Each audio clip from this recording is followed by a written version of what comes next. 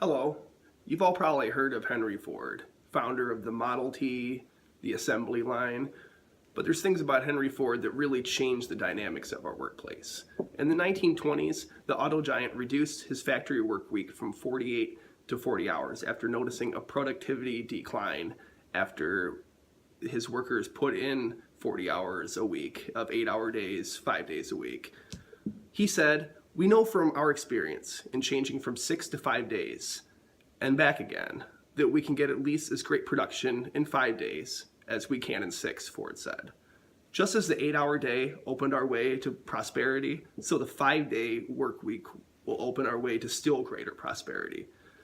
Well, this is a really innovative idea. He realized that employees were suffering from burnout and work was declining, so it wasn't worth the investment to put into them because he wasn't getting the return. And this still remains true today, as numerous studies show that productivity has a sharp decline after 40 hours. Henry Ford was a pioneer in offering a better work-life balance, and I don't even think he realized it, but it was benefiting his employees and his company. Well, today I'm going to talk with you a little bit about work-life balance, specifically FMLA, medical leave, and family leave, paid time off. My name's Christopher Schmidt, and I think this is a really important topic because employees suffer from burnout all the time. Sometimes they're just working too hard, they take calls from home, but they need time off. You need to give your mind a break. Work-life balance has a variety of definitions. It's a balance of work which is made up of your life of family, health, leisure, and pleasure. But I like the way that Jim Bird says it best. He says you can simply look at it as an effective balance of achievement and enjoyment. Enjoyment being pride, satisfaction, love, celebration, and achievement, the daily goals that you accomplish in your work. While creating a work environment that promotes the quality of work-life balance will give you healthier employees because they're not working these long hours, and the extra rest allows them to be more creative and be happier employees. Happier employers are how you retrain staff, and this is also a great benefit as this can offset a lot of pay perks and it can drive in employees because they want to work in a culture where they're not being worked to death. Your employees require this balance because and to offer medical leave and personal leave, it gives them peace of mind. So they know that if they have to rush out and take care of their family members, they're not going to suffer for it at work. It allows them also to take care of their own mental and physical health. Derek Thompson from The Atlantic stated that well-rested employees are more focused and less likely to have work accidents. Breaks are good for our brains and they replenish job performance. Business Week also reported that vacation deprivation increases mistakes and can increase resentment from coworkers. One thing you want to do is to give your employees time off and allow them the opportunity to do it.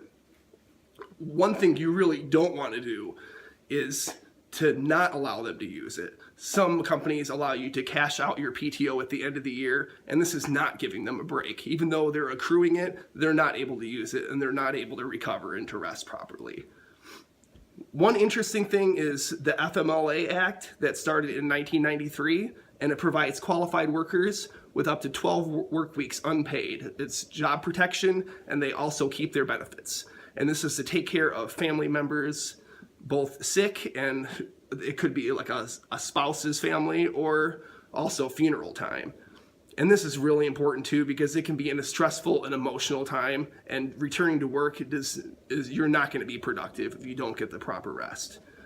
It's also to look at things that are borderline that don't qualify for FMLA because your workers may need this extra attention. They may have a sick person that they're really close to that they don't qualify as a family member, but you might want to make room for them and see if you have an additional medical act inside or a medical policy in your guidelines to qualify this person.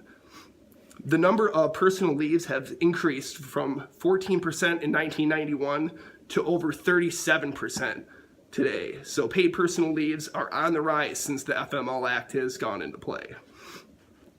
One thing in the private sector, in larger businesses of over 100 employees, they see more paid time off and more vacation days. And it also, you see more in government work and on the state level. Creating an environment that provides a quality life-work balance will give you healthy employees, so you'll be less likely to suffer from burnout. This will help retain staff, and your employees look to be productive, and it's a place where other people want to work. Thank you for listening today. Everyone have a great afternoon.